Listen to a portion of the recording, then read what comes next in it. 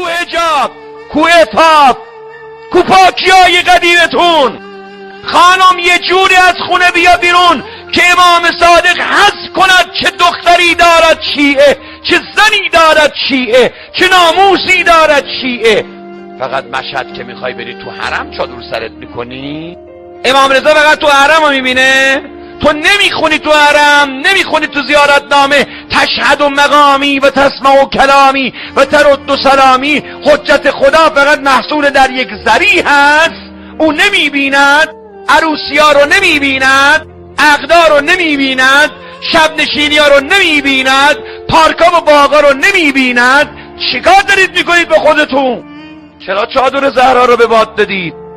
چرا پاکیتون از دست دادید؟